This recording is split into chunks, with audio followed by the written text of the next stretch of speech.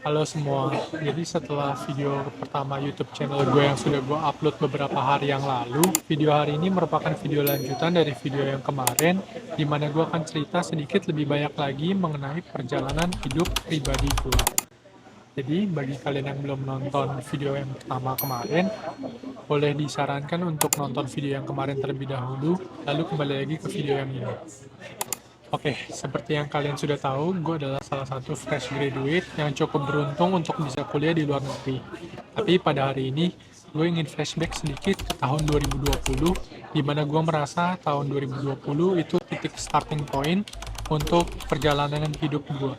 Seperti yang kalian tahu juga, pada tahun 2020 terjadi salah satu kejadian yang lumayan masif, yaitu kejadian COVID-19, di mana akhirnya mengakibatkan krisis ekonomi dan krisis kesehatan di berbagai macam negara di dunia ini. Namun lucunya, pada tahun 2020 juga harusnya menjadi tahun kelulusan gue dari SMA dan mulai menyiapkan hal-hal yang gue harus persiapkan untuk kuliah.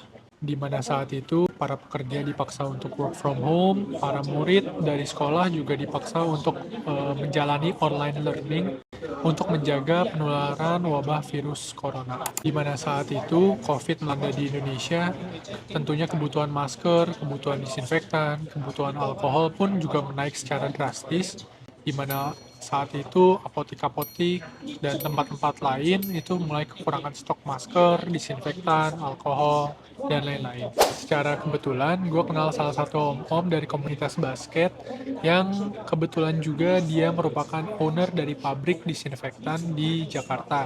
Karena posisinya dulu sering main basket bareng, jadi gue lumayan cukup kenal sama om-om yang ini, dan akhirnya gue reach out ke dia apakah gue boleh menjadi salah satu reseller untuk disinfektan dia.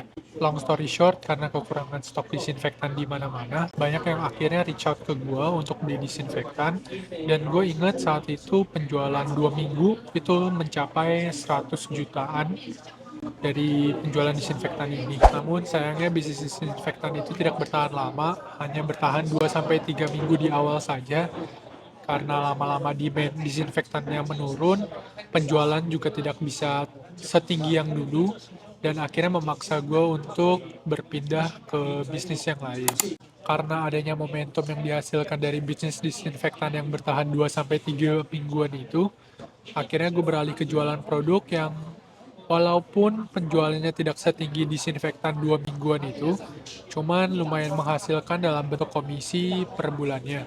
Jujur, karena adanya momentum yang bagus dari jualan atau bisnis kecil-kecilan saat itu, akhirnya gue sempat berpikir apakah gue harusnya mempertahankan momentum tersebut dan tidak berangkat kuliah, atau gue harus melepaskan momentum tersebut dan berangkat kuliah ke luar negeri. Long story short, akhirnya gue memutuskan untuk tetap berangkat ke luar negeri, dan pada September 2020 akhirnya gue berangkat ke Taiwan untuk kuliah di sana. Jujur, dengan keputusan ini gue secara sadar mengetahui bahwa kemungkinan besar gue harus melepaskan momentum yang udah dihasilkan dari jualan atau bisnis kecil-kecilan yang udah gue lakuin di Indo, karena gue masih harus menyesuaikan kehidupan di luar negeri seperti apa. Setelah menjalani 4 tahun sebagai salah satu mahasiswa yang berkuliah di luar negeri, jujur telah membuka pandangan gue, membuka mata juga mengenai perbedaan kultur, perbedaan kebiasaan yang biasa sering ditemukan antara orang-orang luar negeri dan orang-orang Indonesia secara umum. Selain kesibukan belajar yang secara umumnya ditemukan oleh mahasiswa yang berkuliah di luar negeri, gue juga lumayan membiasakan diri untuk mengambil part-time di samping kesibukan kuliah gue untuk menambah pengalaman, lalu juga untuk belajar sedikit banyaknya mengenai manajemen, work ethic, dan lain-lain. Selain keuntungan bisa menghasilkan income di tengah kesibukan kuliah, gue juga belajar untuk money management, mengatur personal finance dari gaji yang gue dapatkan sebagai seorang part-time yang bekerja di luar negeri. Sampai pada akhirnya setelah menjalani 4 tahun kuliah di luar negeri, akhirnya gue lulus, dan sekarang lagi dihadapkan dengan dua pilihan yang menurut gue lumayan penting dalam setiap hidup seorang mahasiswa, yaitu untuk stay di Taiwan, mencari pekerjaan 9 to 5 seperti orang pada umumnya, dan menerima gaji yang relatif tinggi, atau kembali ke Jakarta, memulai usaha, dan menghadapi ketidakpastian minimal dari sisi income-nya. Bagi kalian yang mengenal gue lumayan lama, pasti kalian sudah tahu jawabannya. gue akhirnya decide untuk balik ke Jakarta dan menghadapi ketidakpastian minimal dari sisi income-nya.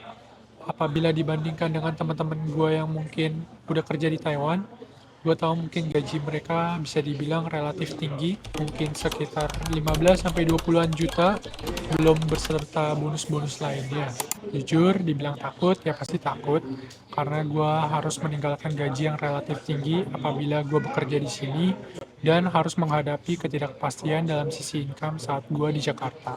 Tapi di sini gue percaya bahwa apabila kita cukup konsisten, cukup persisten, dan mau berkomitmen tentang apa yang mau kita lakukan, semua kerja keras yang kita lakukan di awal pasti akan membuahkan hasil pada akhirnya. Gue rasa problem gue sekarang harus melihat bahwa apakah gue bisa tahan hidup dalam ketidakpastian ini sambil melihat teman-teman gue yang di luar sana mendapatkan gaji yang relatif tinggi setiap bulannya dan lumayan secure dengan income-nya mereka per bulannya.